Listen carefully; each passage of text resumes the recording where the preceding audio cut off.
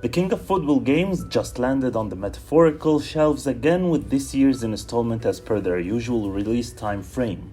But does it have enough upgrades and potential to make it worth the $60 price tag?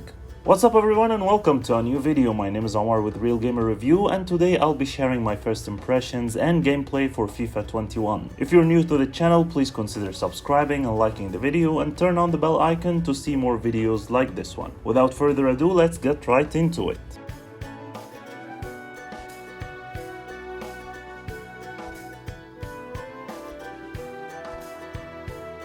So, I got my hands on the game a few hours ago and got right into recording and then editing this video. So just to be clear, this is not a full final review, but rather, as the title indicates, just first few impressions and my initial opinion of the game so far. Long story short, my first impressions are that it is very similar to FIFA 20, like really similar. The similarities are to the point where this could have just been an upgrade for FIFA 20 instead of a supposedly new full version of the game for $60, and I'll try my best to tell you why throughout this video. First thing that I've noticed, and it annoyed me, is that the menus are all the same for the third year in a row, but with different colors, and I'm not only talking about the in-match menu, no. All the menus are exactly the same, but in purple with a dash of blue. Second, penalties and free kicks are the exact same with the exact same animations, and even the aim cursors have not changed. Probably the thing that got upgraded, but still not that big of an upgrade, is the gameplay physics engine. Mainly it feels very similar to FIFA 20, except for some of the player movements and how the ball reacts to the grass on the field, as it feels even more realistic now.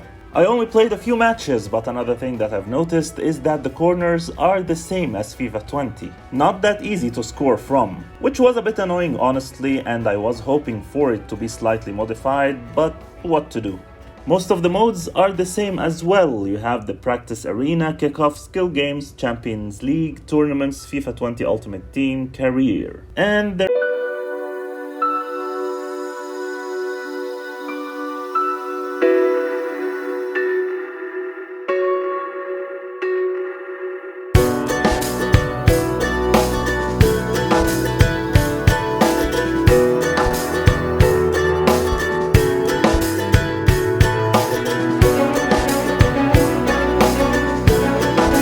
I remembered that I've noticed a trailer a few days ago featuring the new goal celebrations. I didn't understand at the time why there was a full trailer just for the celebrations, but now I do.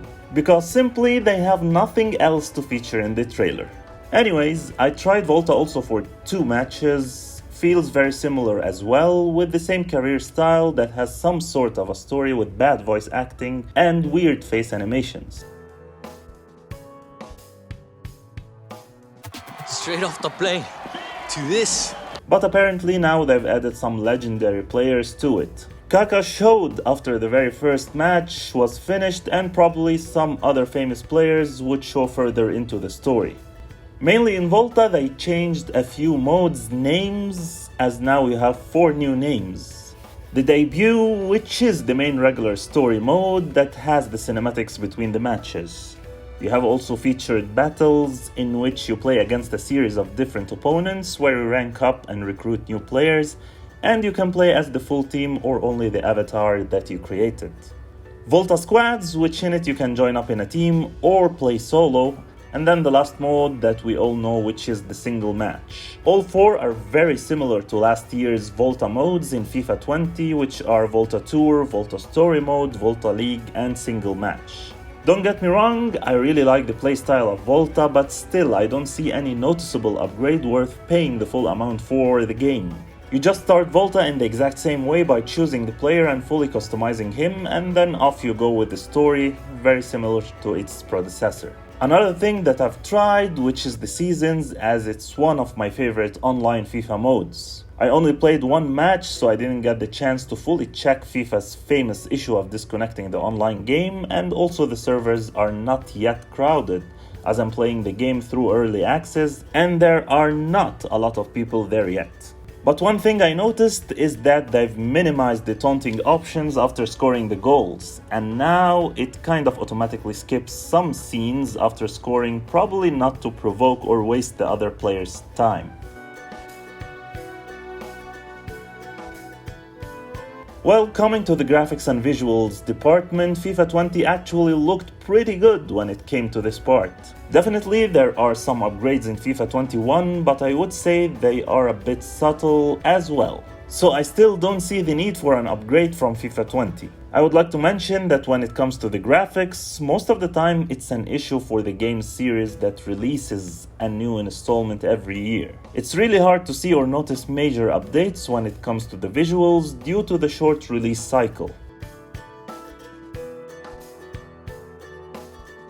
As always, FIFA does a pretty decent job when it comes to the music, especially in the menus section, and that is still the case in FIFA 21. As for the audio, I would say it is pretty good as well, but as you would expect, audio in a football game doesn't have much room for improvement, as most of the audio elements that happen during the match are not that complex. Maybe the developers will focus more on the audio for the next-gen consoles to harness their new audio setup, especially with the new 3D audio in PS5, but for now I'm playing the game on PC. I don't see any noticeable upgrade when it comes to this department.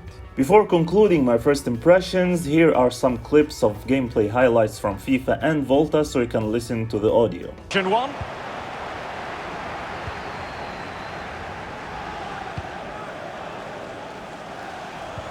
In behind for him to chase.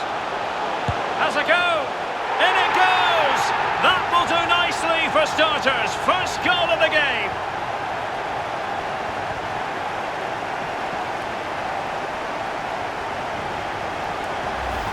Well, as we see again here, it's a beauty of a ball over the top, and the thunderous strike to beat the keeper hands down is absolutely brilliant.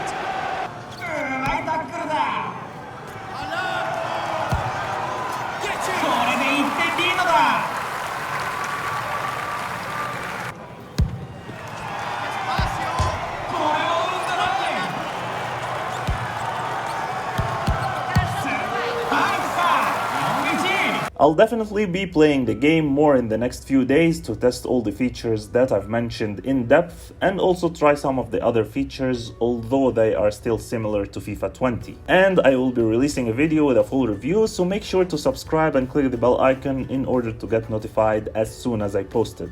For now, here are my final first impressions of the game. For all the points that I've mentioned, I understand that some people might say that the developers kept the same elements because they are good and work well. But I think about it a bit differently, and I think a lot of people would agree with me. Is it worth it to pay $60 to get almost the exact same game but with slight modifications instead of getting it as an update? Or even waiting until the year after? Yes, if you are upgrading from FIFA 19 or older, and if you have never owned or played FIFA before. But for anyone who's like me and who had FIFA 20, I would have preferred that they released just an update for the game like what Konami did with Pro Evolution Soccer, instead of giving us what feels like an update to an already released game. But still, I will be playing the game for the next few days and will have a full review. You never know, I might change my mind. If you've tried the game, guys, please share your opinions with me in the comments below. I would love to hear them and know if you tried the game or not, and if you are upgrading or skipping it for this year. Thanks for watching. If you enjoyed this video, hit the like button and don't forget to subscribe and click the bell icon to watch more videos like this one.